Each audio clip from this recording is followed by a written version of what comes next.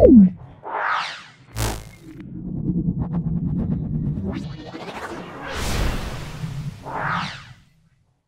School. আজকে আমরা class 7-এর প্রশ্ন সাথী দুটি স্কুল সম্পূর্ণ সলভ করব। একটা হলো শিলিগুড়ি নেতাজি হাই স্কুল, আর একটা হলো রায়গঞ্জ করোনেশন হাই স্কুল। এই দুটো স্কুল সম্পূর্ণ সলভ করব। ক্লাস 7-এর ছাত্রছাত্রীদের কাছে অনুরোধ রইল ভিডিওটা প্রথম থেকে শেষ পর্যন্ত দেখার জন্য। চলে আসছি আজকে এই যে পেজটায় তোমরা দেখতে পাবে D17 থেকে D18 মধ্যে তোমরা ছায়া প্রকাশনী প্রশ্ন সাথীটা খুলবে, দেখবে D17 থেকে D18 মধ্যে দুটো স্কুল আছে। চলে আসছি আজকের প্রথম যে প্রশ্ন তাতে। দেখো এখানে দেখো আছে প্রথম, মূলের ডগায় যে টুপির মতো অংশ থাকে তাকে তা হলো মূলজেব, মূলত্র, মূলরম। তাহলে মনে রাখবে মূলের ডগায় টুপির মতো অংশকে আমরা কি বলবো? মূলত্র বলবো, অবশ্যই মূলত্র। তারপরে ফুলের সর্ববহিস্থ স্তবকের নাম, সেটা অপশানে বলা আছে দলমণ্ডল, বৃতি, গর্ভকেশর, পুংকেশর। সবচেয়ে বাইরে থাকে অবশ্যই বৃতি। তারপর দেখো জ্যাকবসন অর্গান দেখা যায় যে প্রাণীতে, সেটি হলো টিকটিকি, সাপ, কুমির, অবশ্যই সাপে। তারপর দেখো কেবলমাত্র দ্রাবকের অণু চলাচল করতে পারে যে পর্দা দিয়ে, সেটি হলো অভেদ্য, অর্ধভেদ্য, ভেদ্য। তাহলে এটা হলো অর্ধভেদ্য। আবহাওয়ার দীর্ঘ সময়ের গড় অবস্থাকে বিশ্ব উষ্ণায়ন, জলবায়ু, আর্দ্রতা বলে। এটা আমরা বলবো জলবায়ু। তারপর দেখো রেসারপিন পাওয়া যায় যে উদ্ভিদ থেকে, রেসার লিখবে সর্পগন্ধা।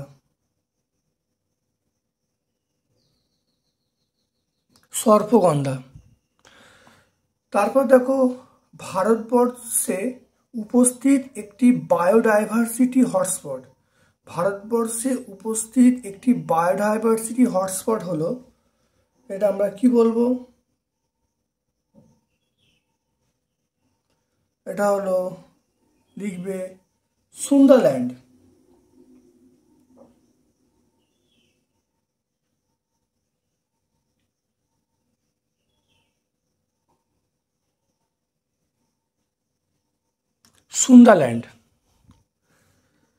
তারপর দেখো পৃথিবীর তাপমাত্রা স্বাভাবিকের চেয়ে বৃদ্ধি পায় যে ঘটনার জন্য, তা হলো বিশ্ব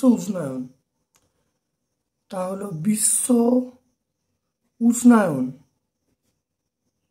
দুটি দ্রবণের অভিস্রবণ চাপ সমান হলে তাদের কি বলা হয়? আইসোটনিক।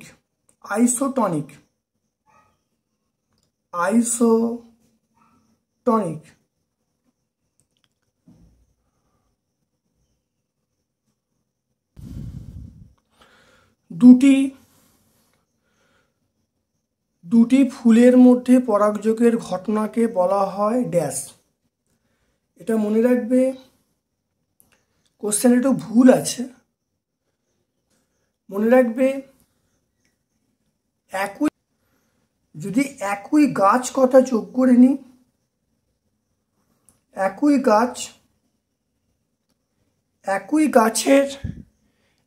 গাছে দুটি ফুলের মধ্যে পরাগযোগকে আমরা কি বলবো? স্বপরাগযোগ বলবো।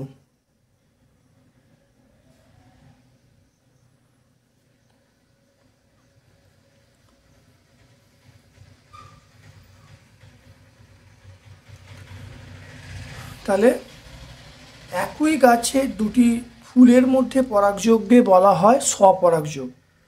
দেখো 3-এর কয়েকটা,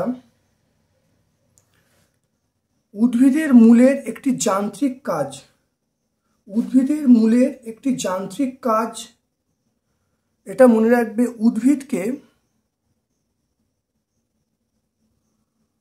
উদ্ভিদকে মাটির সঙ্গে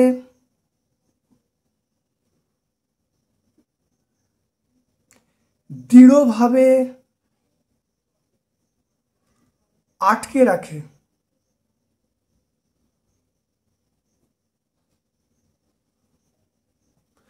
তাহলে উদ্ভিদকে মাটির সঙ্গে দৃঢ়ভাবে আটকে রাখে, এটা একটা যান্ত্রিক কাজ।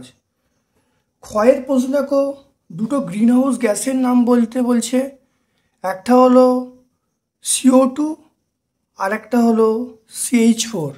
CO2 মানে কার্বন ডাইঅক্সাইড, CH4 মানে আমরা কি বলবো, মিথেন।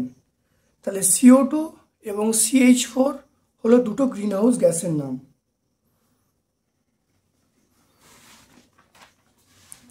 দেখো এরপরে আমরা ভৌতবিজ্ঞানের পোর্শনে আসছি, দেখে নাও।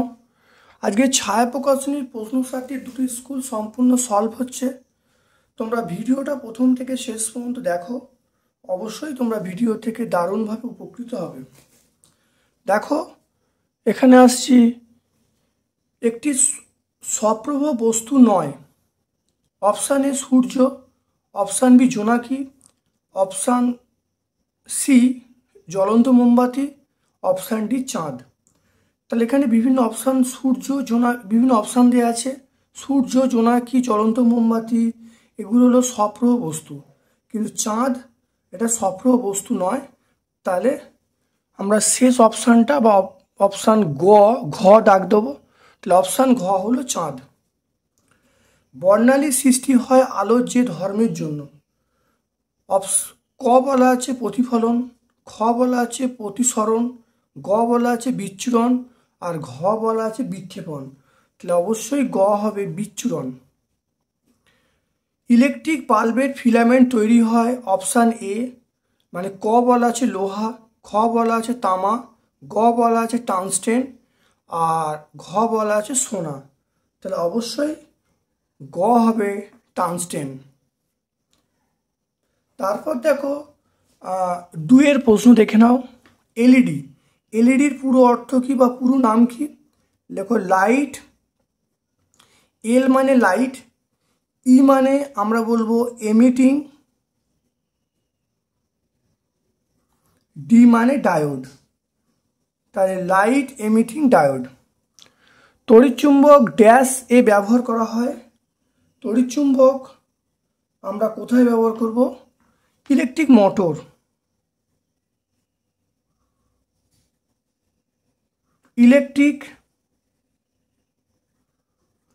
ইলেকট্রিক মোটরে অবশ্যই তড়িৎচুম্বক ব্যবহৃত হয়।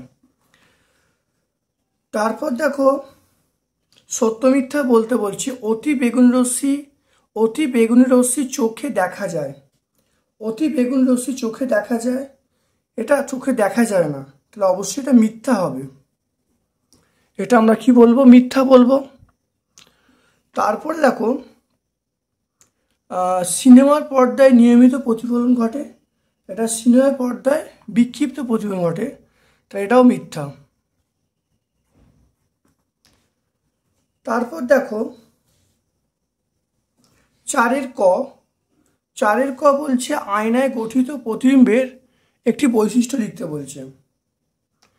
আয়নায় গঠিত প্রতিবিম্বের একটি বৈশিষ্ট্য লিখতে বলছে। গঠিত প্রতিবিম্বের বৈশিষ্ট্য ভালো করে দেখে নাও। একটা হলো যে প্রতিবিম্বের আকার বস্তুর আকার সমান হবে, দূর থেকে বস্তু দূরত্ব সমান দর্পণ থেকে প্রতিবিম্ব দূরত্ব হবে। 3 নম্বর হলো প্রতিবিম্বটি অসৎ হবে।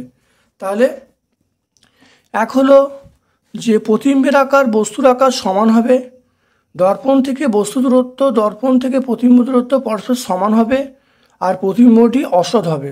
তাহলে আমরা বৈশিষ্ট্য যে কোনো একটা পরীক্ষায় লিখে দেবো। এরপরে নির্জল কোষ কাকে বলে? বলবে নির্জল কোষ একটা প্রাথমিক কোষ। নির্জল কোষ দেখো নির্জল কোষ কাকে বলে?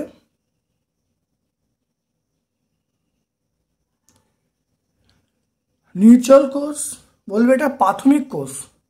নির্জল কোষ এক প্রকার প্রাথমিক কোষ।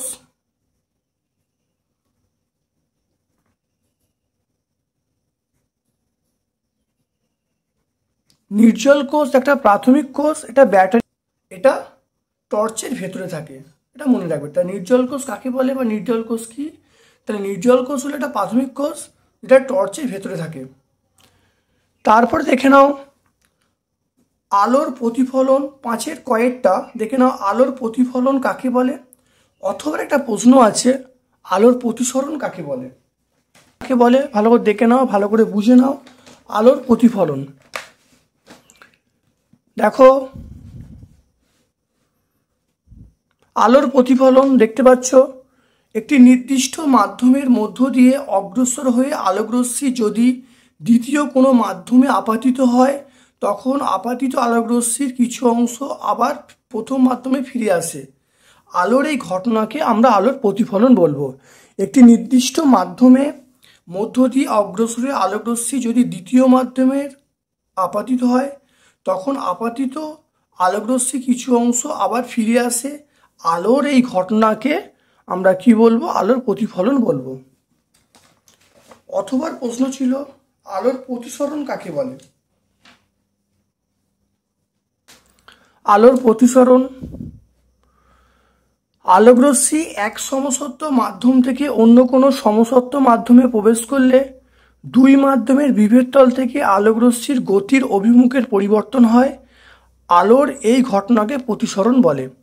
দেখে নাও আলোকরশ্মি লঘু মাধ্যম থেকে ঘন মাধ্যমে আসছে, তাই লঘু মাধ্যম থেকে ঘন মাধ্যমে আসছে, তখন অবিলম্বের কাছে সরে আসছে, অর্থাৎ আলোর এই ঘটনাকে বলবো আলোর প্রতিসরণ।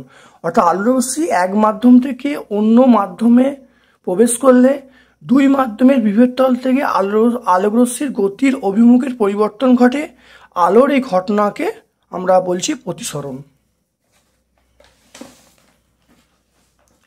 এরপর দেখে নাও সেটা হলো তড়িৎচুম্বক কাকে বলে?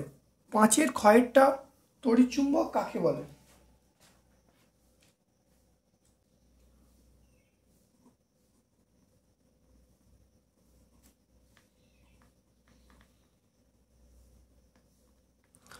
তড়িৎচুম্বক দেখে নাও লোহার দণ্ডের ওপর, লোহার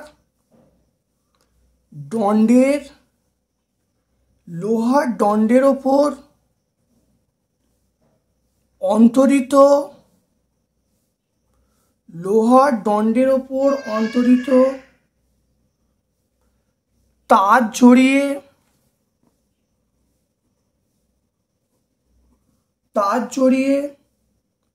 ওই তারের মধ্য দিয়ে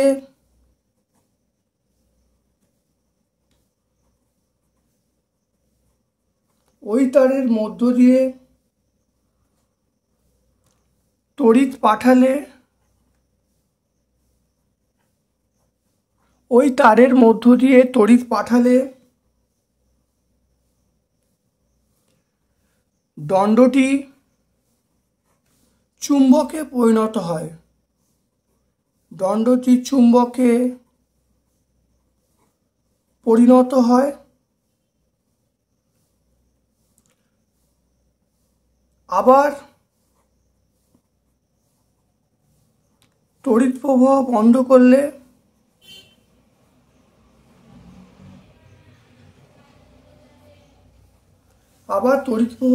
করলে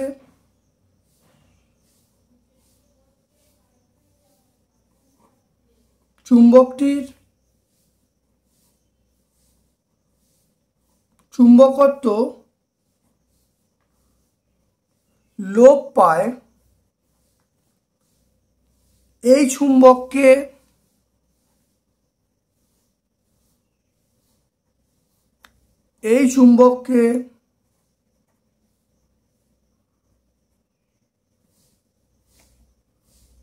তড়িৎচুম্বক বলে। তাই লোহার দণ্ডের ওপর অন্তরিত তার দিয়ে ওই তারের মধ্য দিয়ে তড়িৎ প্রবাহ পাঠালে দণ্ডটি চুম্বকে পরিণত হয়। আবার তড়িৎ প্রবাহ বন্ধ করলে চুম্বকটির চুম্বকত্ব লোপ পায়। এই ধরনের চুম্বককে আমরা তড়িৎ চুম্বক বলবো।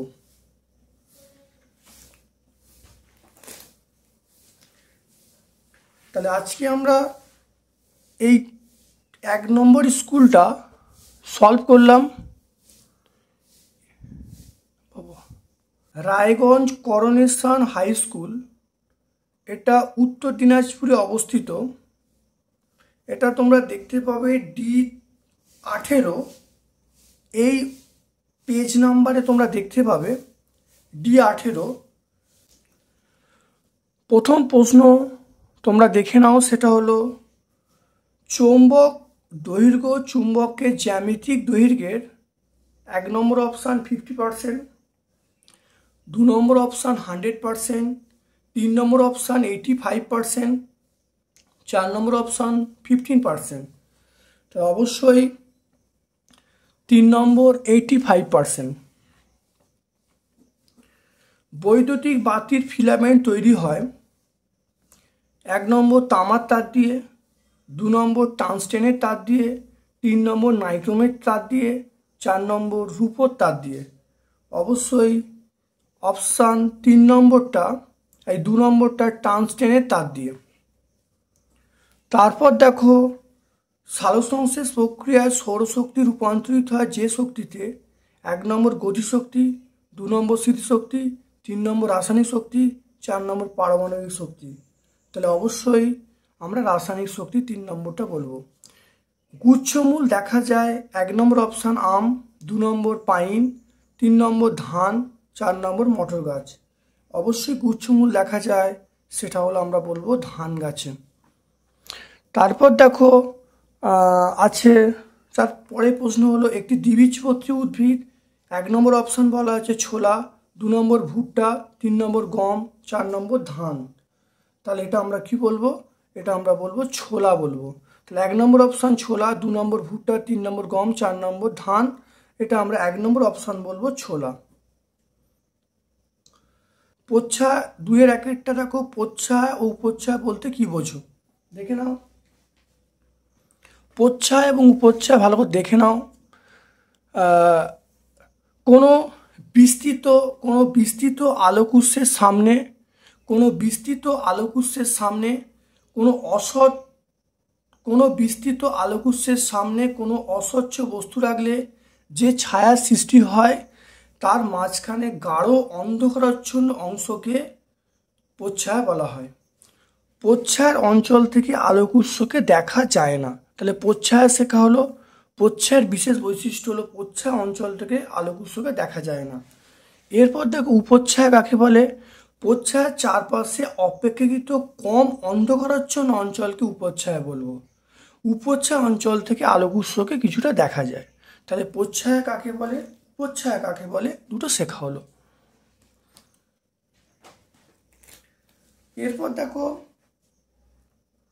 একটি বাল্ব, 2টি ব্যাটারি, একটি সুইচ দিয়ে তৈরি পরিষ্কার বর্তনী আঁকতে বলছে। একটি বাল্ব, 2টি ব্যাটারি ও একটি সুইচ অন অবস্থায় আছে, এটার একটি পরিষ্কার ছবি বা চিত্র আঁকতে বলছে। দেখে নাও, এখানে দেখো ছবিটা দেখে নাও, 2-এর 2-এরটা। এটা এ হলো বাল্ব, বি এবং সি এটা হলো তড়িৎকোষ বা ব্যাটারি, আর ডি হলো সুইচ, ই হলো তার। তাহলে এ হলো আমরা বাল্ব বলবো, বি এবং সি এটা তড়িৎকোষ বলবো, ডিটা সুইচ বলবো, আর ইটা পরিবাহী তার বলবো। তাহলে এই ছবিটা আঁকবে আর নিচের এই কথাটা লিখে দেবে, ফুল মার্কস পেয়ে যাবে।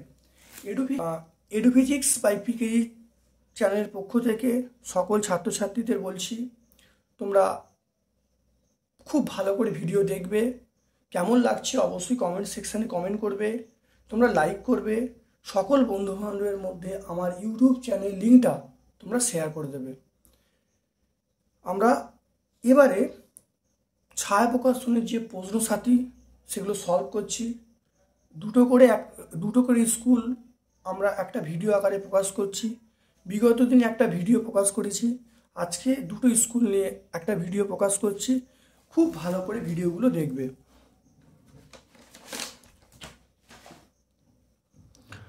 তিন নম্বর দেখো শ্বাসমূল কাকে বলে, কোন উদ্ভিদে দেখা যায়, দেখে নাও, খুব ভালো করে দেখে নাও। শ্বাসমূল কাকে বলে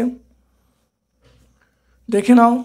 লবণাক্ত মাটিতে জন্মানো উদ্ভিদের শাখামূলগুলি মাটি ভেদ করে অভিকর্ষের বিপরীতে মাটির ওপরে উঠে আসে ও মূলে উপস্থিত ছিদ্রের মাধ্যমে অক্সিজেন গ্রহণ করে নেয়। এই মূলগুলিকে শ্বাসমূল বলে। তাহলে শ্বাসমূল হলো, শ্বাসমূল কার দেখা যায় মনে রাখবে, এগুলো সুন্দরী, গরান, গেওয়া, তাহলে এই সকল উদ্ভিদে শ্বাসমূল দেখা যায়। তাহলে শ্বাসমূল হলো এরা লবণাক্ত জায়গায় জন্মায়, এখানে মাটিতে অক্সিজেন পরিমাণ কম থাকে, তাই এরা মাটির ওপরে উঠে এসে অক্সিজেন শোষণ করে, এই মূলগুলোকে আমরা শ্বাসমূল বলবো। তাই লবণাক্ত মাটিতে জন্মানো উদ্ভিদের শাখামূলগুলি মাটি ভেদ করে অভিকর্ষের বিপরীতে মাটির ওপরে উঠে আসে, মানে অভিকর্ষের বিপরীতে উঠে আসে এবং মূলে উপস্থিত ছিদ্রের মাধ্যমে বাতাস থেকে সরাসরি অক্সিজেন গ্যাস গ্রহণ করে নেয়। এই ধরনের মূলকে আমরা শ্বাসমূল বলবো। এটা আমরা যেমন সুন্দরী, গরান, গেওয়া এই প্রভৃতি উদ্ভিদে আমরা শ্বাসমূল দেখতে পাই। তারপর দেখো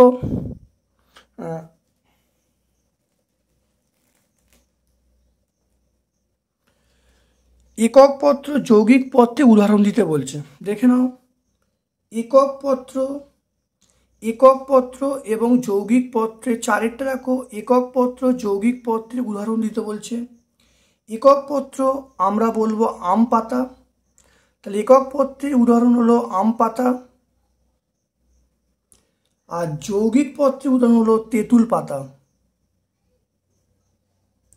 তাহলে একক পত্রের উদাহরণ হলো আম পাতা, আর যৌগিক পত্রের উদাহরণ হলো আমরা কি বলবো, তেঁতুল পাতা।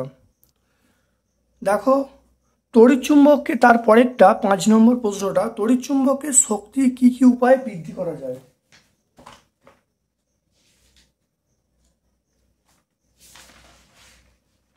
দেখে নাও তড়িৎচুম্বকের শক্তি বৃদ্ধির উপায়গুলো দেখে নাও।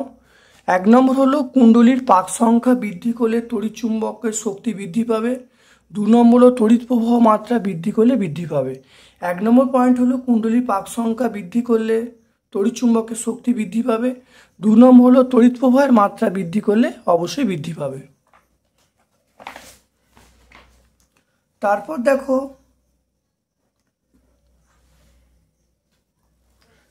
স্বপরাগযোগ, তারপর দেখো স্বপরাগযোগ ও ইতর পরাগযোগ কাকে বলে দেখে নাও। স্বপরাগযোগ, কোনো ফুলের পরাগরেণু যখন ওই ফুলের গর্ভমুণ্ডে অথবা একই গাছের অন্য ফুলের গর্ভমুণ্ডে পড়ে তখন এই ঘটনাকে স্বপরাগযোগ বলে। উদাহরণ দোপাটি ফুলের পরাগযোগ। দেখে নাও ইতর পরাগযোগ, কোনো ফুলের পরাগধানী থেকে পরাগরেণু একই প্রজাতির অন্য কোনো উদ্ভিদের ফুলের গর্ভমুণ্ডে স্থানান্তরিত হয় তখন এই ঘটনাকে ইতর পরাগযোগ বলে, যেমন তাল বলবো। তাহলে স্বপরাগযোগের সংজ্ঞা শেখা হলো, ইতর পরাগযোগের সংজ্ঞা শেখা হলো। তাহলে স্বপরাগযোগ বলতে কোনো ফুলের পরাগরেণু যখন ওই ফুলের গর্ভমুণ্ডে অথবা একই গাছের অন্য ফুলের গর্ভমুণ্ডে পড়ে তখন এই ঘটনাকে আমরা স্বপরাগযোগ বলবো। উদাহরণ দোপাটি। ইতর পরাগযোগ, কোনো ফুলের পরাগধানী থেকে পরাগরেণু একই প্রজাতি অন্য কোনো উদ্ভিদের ফুলে গর্ভমুণ্ডে যখন স্থানান্তরিত হয় তখন তাকে ইতর পরাগযোগ বলবো, যেমন আমরা তাল বলবো।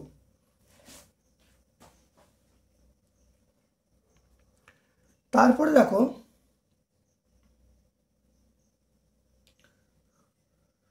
স্বপরাগী, বিয়েরটা দেখো স্বপরাগী ফুল আর ইতর পরাগী ফুলের নাম বলতে বলছে। স্বপরাগী ফুল আমরা কি বলবো, সন্ধ্যা মালতী।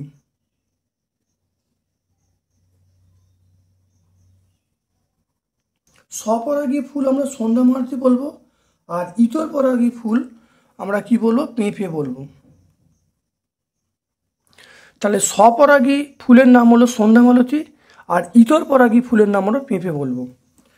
দেখো সি এর কোশ্চেনটা কি বলেছে, পরাগ মিলনে সাহায্য করে এমন একটি প্রাণীর নাম। পরাগ মিলনে সাহায্য করে এটা আমরা এমন একটা প্রাণীর নাম, এটা আমরা বলবো বাদুড়। তাহলে পরাগ মিলনে সাহায্য করে এমন একটা প্রাণীর নাম, সেটা আমরা বলবো বাদুড়। তাহলে তাহলে স্বপরাগী একটি ফুলের নাম সন্ধ্যামালতী, ইতর পরাগী একটি ফুলের নাম পেঁপে। 3 নম্বর কোশ্চেন হলো যে পরাগ মিলনে সাহায্য করে একটা প্রাণীর নাম, সেটা আমরা বলবো বাদুড়।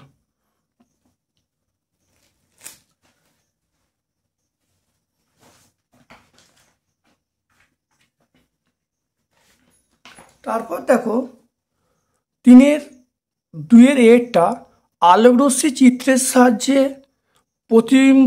আলোকরশ্মি চিত্রের সাহায্যে দর্পণে প্রতিবিম্ব তৈরি হওয়ার ঘটনাটি ব্যাখ্যা করতে বলছেন। দেখে নাও, খুব ভালো করে দেখে নাও।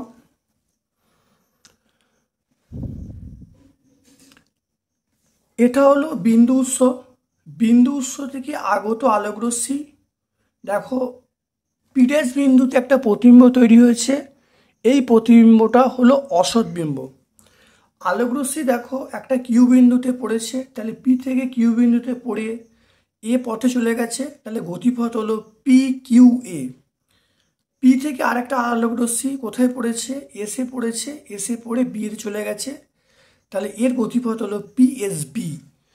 এবং এই রশ্মি দুটোকে যদি পেছন দিকে বাড়িয়ে দেওয়া হয়, তাহলে দেখা যাক কোনো একটা বিন্দুতে মিলিত হচ্ছে। আর এখান থেকে পি থেকে একটা রশ্মি কিন্তু সোজা চলে গেছে পি' বিন্দুতে মিট হয়েছে। এবারে এই দুটো রশ্মিকে যদি পেছন দিকে বাড়িয়ে দেওয়া হয়, তাহলে পি' বিন্দুতে মিলিত হয়েছে। তাহলে পি হলো উৎস, সেখান থেকে পি' বিন্দু অসৎ বিম্ব তৈরি হয়েছে, অর্থাৎ সমতল দর্পণে এটাই হলো প্রতিবিম্ব। অর্থাৎ তাহলে কি তোমরা ছোট করে লিখবে, দেখে নাও। পি উৎস থেকে আগত আলোকরশ্মি, পি উৎস থেকে আগত আলোকরশ্মির পি কিউ দর্পণের উপর আপতিত হয়ে কিউ এ পথে চলে গেছে। আবার অন্য একটা রশ্মি পিএস দর্পণের আপতিত হয়ে এসবি পথে চলে গেছে। পি বিন্দু থেকে একটা রশ্মি দর্পণের উপর লম্বালম্বি পড়ে আবার ব্যাক করেছে বা ফিরে গেছে। এই 3টে রশ্মিকে যদি পেছন দিকে বাড়িয়ে দেওয়া হয়, তাহলে দেখা যাবে সেগুলো পি' বিন্দুতে মিলিত হয়েছে। তাহলে আমরা বলতে পারি তাহলে পি' বিন্দু হলো পি বিন্দুর অসৎ প্রতিবিম্ব। ঠিক আছে, এটা ভালো করে গুছিয়ে লিখে দেবে। লেখাটা লেখা নেই, তোমরা একটু ভিডিওটা শুনে তোমরা এই কথাগুলো লিখে দেবে। তাই দেখে নাও আজকের লাস্ট প্রশ্ন, সেটা হলো আলো নিয়মিত প্রতিফলন ও বিক্ষিপ্ত প্রতিফলনের মধ্যে চিত্রসহ পার্থক্য লিখতে বলছে। আলো নিয়মিত প্রতিফলন ও বিক্ষিপ্ত প্রতিফলনের পার্থক্য চিত্রসহ লিখতে বলছে। দেখে নাও, নিয়মিত প্রতিফলন আর বিক্ষিপ্ত প্রতিফলন। অর্থাৎ প্রতিফলক তল মসৃণ হবে, নিয়মিত প্রতিফলনের ক্ষেত্রে প্রতিফলক তল মসৃণ হবে, বিক্ষিপ্ত প্রতিফলনের ক্ষেত্রে প্রতিফলক তল অমসৃণ হবে। তাহলে নিয়মিত প্রতিফলনে প্রতিফলক তল মসৃণ হবে, বিক্ষিপ্ত প্রতিফলনে প্রতিফলক তল অমসৃণ হবে। নিয়মিত প্রতিফলনে উৎসের প্রতিবিম্ব গঠিত হয়, বিক্ষিপ্ত প্রতিফলনে উৎসের প্রতিবিম্ব সৃষ্টি হয় না। তাহলে নিয়মিত প্রতিফলনের চিত্রটা এরকমভাবে আঁকবে, আর বিক্ষিপ্ত প্রতিফলনের চিত্রটা তোমরা এরকমভাবে আঁকবে। তাহলে 3টে পার্থক্য লেখা যাচ্ছে। তাহলে নিয়মিত প্রতিফলনে প্রতিফলকটা মসৃণ হতে হবে, বিক্ষিপ্ত প্রতিফলনে প্রতিফলকটা অমসৃণ হতে হবে। নিয়মিত প্রতিফলনে উৎসের প্রতিবিম্ব গঠিত হয়, এখানে বিক্ষিপ্ত প্রতিফলনে উৎসের প্রতিবিম্ব গঠিত হয় না। আর নিয়মিত প্রতিফলনের ছবিটি এরকমভাবে আঁকবে। দেখো এখানে মসৃণ তল নেওয়া হয়েছে, এখানে দেখো আলোক রশ্মিগুলো পড়েছে সমান্তরালে নির্গত হয়েছে। অমসৃণ তল নেওয়া হয়েছে, আলোক রশ্মিগুলো পড়েছে কিন্তু সমান্তরালে নির্গত হয়নি। তাহলে এটা ভালো করে আঁকবে। তাহলে আজকে আমরা তাহলে দুটো স্কুল সম্পূর্ণ সলভ করলাম। প্রথম স্কুলটা হলো শিলিগুড়ি নেতাজি হাই স্কুল, সেটা সলভ করলাম। তারপরে দেখো রায়গঞ্জ করোনেশন হাই স্কুল, এই স্কুলটাও আমরা কিন্তু সম্পূর্ণ সলভ করলাম। ক্লাস 7-এর সকল ছাত্রছাত্রীদের বলবো তোমরা ভিডিওটা প্রথম থেকে শেষ পর্যন্ত দেখো। আশা করি আমার ভিডিও থেকে দারুণভাবে উপকৃত হবে, কোনো জায়গায় কোনো স্কিপ করে দেখবে না। কেমন লাগলো অবশ্যই কমেন্ট সেকশানে কমেন্ট করবে, চ্যানেলটাকে সাবস্ক্রাইব করবে এবং প্রত্যেকটা ভিডিওকে তোমরা লাইক করবে। আমি তোমাদের থেকে তোমাদের 100টা লাইক আমি চাইছি, আশা করি তোমরা সবাই ভিডিওটা লাইক করে দেবে।